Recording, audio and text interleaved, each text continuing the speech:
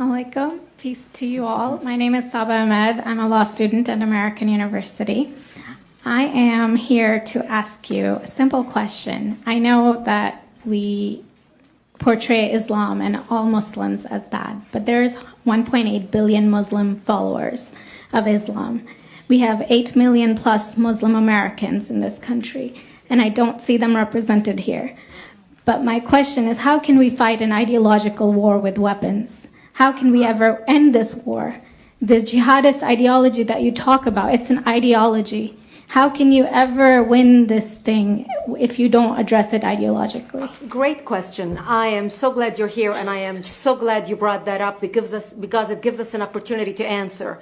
What I find so amazing is since the beginning of this panel, which we are here about Benghazi attack against our people, not one person mentioned Muslims. We are here against Islam, or we're launching war against Muslims. We are here to discuss how 4 Americans died and what our government is doing.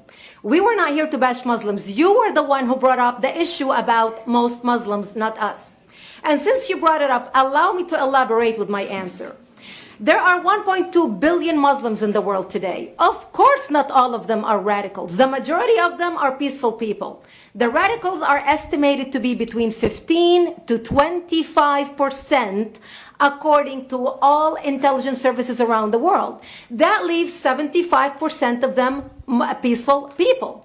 But when you look at 15 to 25% of the world Muslim population, you're looking at 180 million to 300 million people dedicated to the destruction of Western civilization.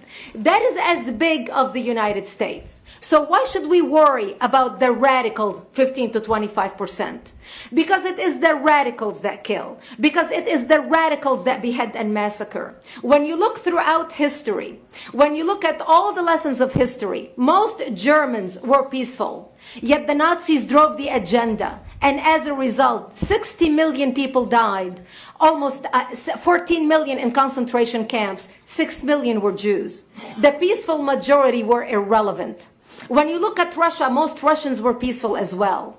Yet the Russians were able to kill 20 million people. The peaceful majority were irrelevant. When you look at China, for example, most Chinese were peaceful as well. Yet the Chinese were able to kill 70 million people. The peaceful majority were irrelevant. When you look at Japan prior to World War II, most Japanese were peaceful as well. Yet Japan was able to butcher its way across Southeast Asia, killing 12 million people, mostly killed with bayonets and shovels. The peaceful majority were irrelevant. On September 11th in the United States, we had 2.3 million Arab Muslims living in the United States.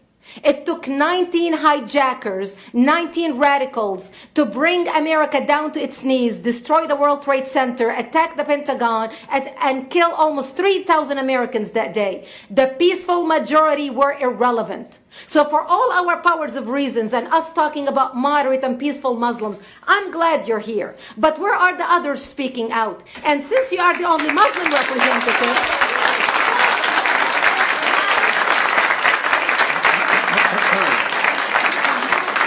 applause till the end.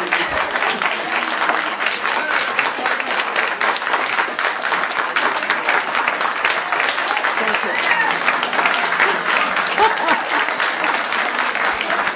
Thank you. And since you're the only Muslim representative in here, you took the limelight instead of speaking about why our government, and I assume, are you an American?